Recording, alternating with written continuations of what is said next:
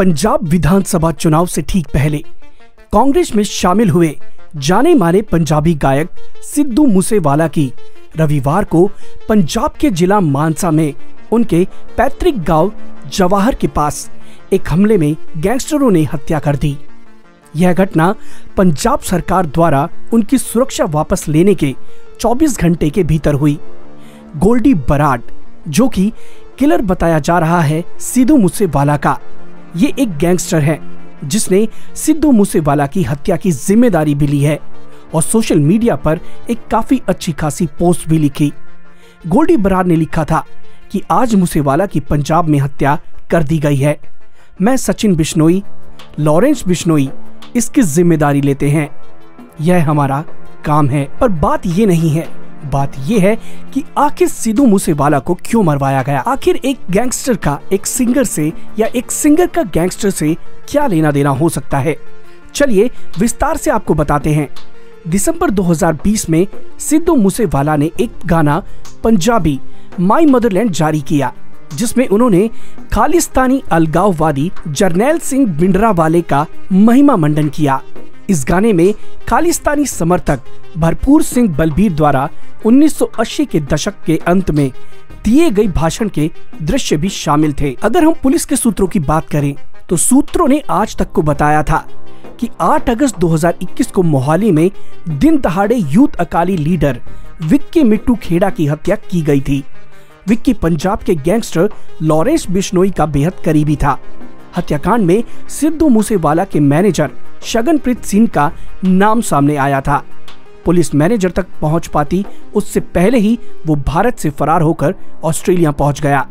सूत्रों ने यह भी बताया था कि अगस्त 2021 में मोहाली में विक्की मिट्टू खेड़ा की हत्या का बदला लेने के लिए लॉरेंस बिश्नोई गैंग सिद्धू पर हमले की फिराक में काफी समय पहले से था। लॉरेंस बिश्नोई फिलहाल जेल में बंद है। बताया जा रहा है कि वह जेल से गैंग ऑपरेट करता है। इस गैंग के लोग कनाडा समेत विदेशों में भी मौजूद हैं।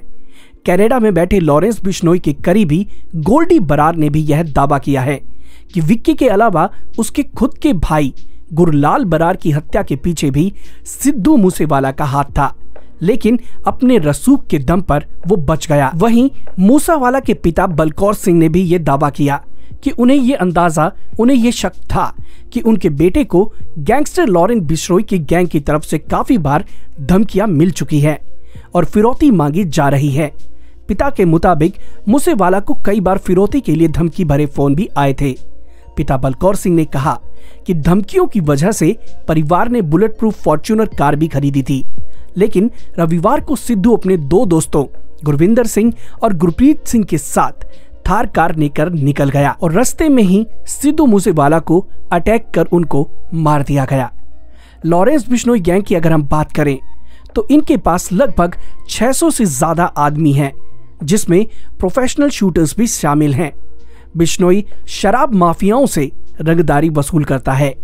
लॉरेंस और उसका गैंग पंजाब, हरियाणा, राजस्थान, दिल्ली और हिमाचल प्रदेश समेत दूसरे देशों में भी फैला हुआ है। लॉरेंस का क्राइम पार्टनर है कुख्यात गैंगस्टर संदीप उर्फ काला जठेड़ी, जिस पर एक वक्त 5 लाख का इनाम भी था। दिल्ली पुलिस स्पेशल सेल ने जठेड़ी को गिरफ्तार कर लिया था। आपको बता दें कि साल 2018 में सलमान खान को इसी गैंग ने मारने की धमकी दी थी।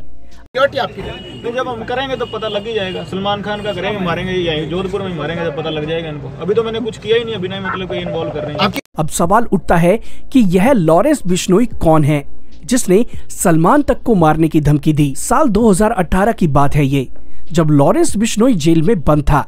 उसने बॉलीवुड के एक्टर सलमान खान को जान से मारने की धमकी दी। दरअसल उस दौरान सलमान पर काले हिरण का शिकार करने का आरोप लगा था।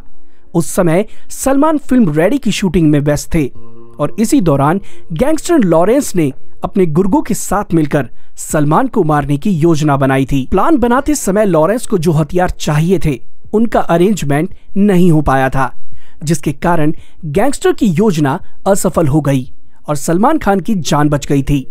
एक रिपोर्ट के अनुसार लॉरेंस बिश्नोई सलमान से नाराज था। काले हिरण के शिकार के मामले में सरकार को लेकर लॉरेंस को सलमान पर काफी गुस्सा आया हुआ था।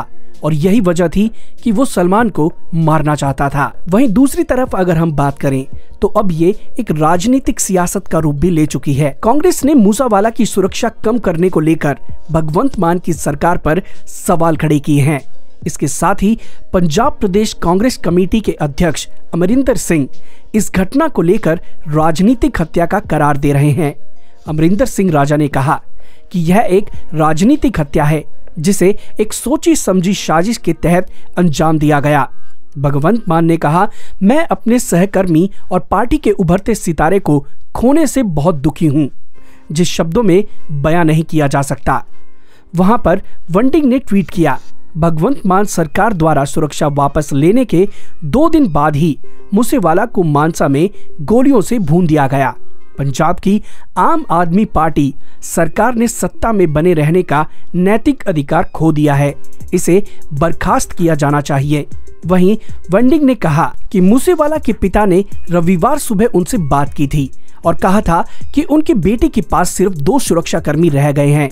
उन्होंने दावा किया कि मूसेवाला अपने 2 सुरक्षाकर्मियों को अपने साथ नहीं ले जा पाए क्योंकि वे थके हुए थे और आराम करना चाहते थे। उन्होंने कहा कि कांग्रेस सरकार के दौरान गायक को 8 सुरक्षाकर्मी दिए गए थे। बता दें कि पंजाब विधानसभा चुनाव से ठीक पहले सिद्धू मूसेवाला कांग्रेस में शामिल हुए थे। मूसेवाला को कांग्रेस ने पंजाब की मनसा विधानसभा सीट से उम्मीदवार बनाया था। हालांकि मूसेवाला को विजय सिंगला के हाथों करारी हार का सामना करना पड़ा। वहीं आम आदमी पार्टी की बात करें तो उनका कहना कुछ और ही है, लेकिन अब तक जो जानकारी सामने आई है उसके मुताबिक सिद्धू मूसेवाला की हत्या विक्रम सिंह उर्फ विक्की मिद्दू खेड़ा की हत्या के बदले में की गई है।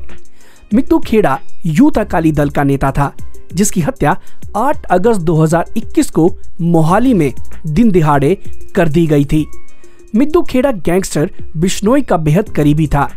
मिद्दू खेड़ा की हत्या में सिद्धू मूसेवाला के मैनेजर शगनप्रीत सिंह का नाम सामने आया था, लेकिन पुलिस उसे पकड़ पाती उससे पहले ही वो ऑस्ट्रेलिया निकल गया। दूसरी तरफ सिद्धू मूसेवाला की हत्या के लिए 2 गैंग के बीच की लड़ाई भी मानी जा रही है।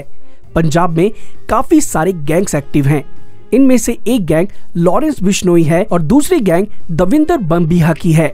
2016 में एक एनकाउंटर में दविंदर बम्बिहा को मार दिया गया था, लेकिन उनका गैंग अब भी चल रहा है। आर्मीनिया में बैठा लक्की पटियाला उसकी गैंग को आज भी चला रहा है। पंजाब के इन गैंगस्टर की जबरदस्त फैन फॉलोइंग है। इनके सोशल मीडिया पर अपने ही खुद के पेज हैं।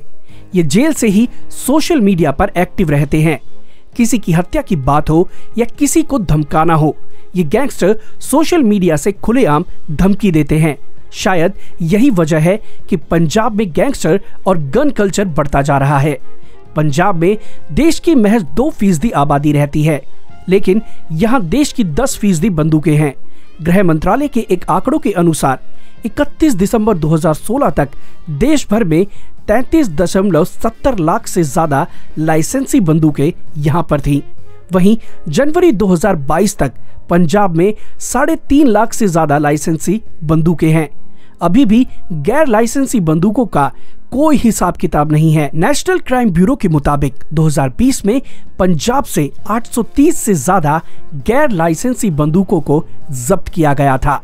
पंजाब में गन कल्चर को बढ़ावा देने के लिए जिम्मेदारी इन्हीं गैंगस्टर और सिंगर्स को भी जाता है। खैर, बात का तो पता चलेगा कि आखिर हुआ क्या था, लेकिन पता करने वाली बात यह है कि ये इलीगल वेपन्स कहां से आते हैं, कौन इन्हें लेकर आता है और आखिर जेल से ये शातिर मुजरिम किस तरीके से कांटेक्ट करते हैं कि ये अपनी पूरी प्लानिंग के साथ किसी को भी बाहर रहने वाले आदमी को मरवा दे। खैर दोस्तों, पंजाबी सिंगर सिद्धू मूसेवाला को आज यानी मंगलवार को नम आंखों के साथ मानसा स्थित उनके गांव में अंतिम विदाई दी गई। अंतिम विदाई में हजारों की संख्या में फैन पहुंचे, जिसमें काफी सारे लोगों को फूट फूट कर रोते हुए देखा जा सकता है। वहीं सिद्धू मूसेवाला हमेशा अपनी मूंछों को ताव दिया करता था। सिंगर की ज्यादातर तस्वीरों में उनका हाथ उनकी मूंछों पर ही देखा जा सकता है। आखिरी समय जब सिद्धू को विदा किया जा रहा था तो उनकी मूंछों को पिता ने ताव दिया। भावुक कर देने वाले इस गमगीन पल का वीडियो भी सामने आया है, जिसे देखकर आपकी आंखों में भी आंसू आ जाएंगे। वीडियो में देखा जा सकता है कि सिद्धू के शव के पास बैठकर उनके पिता ने बेटे की मूंछों को ताप दिया और उनका माथा चूमा।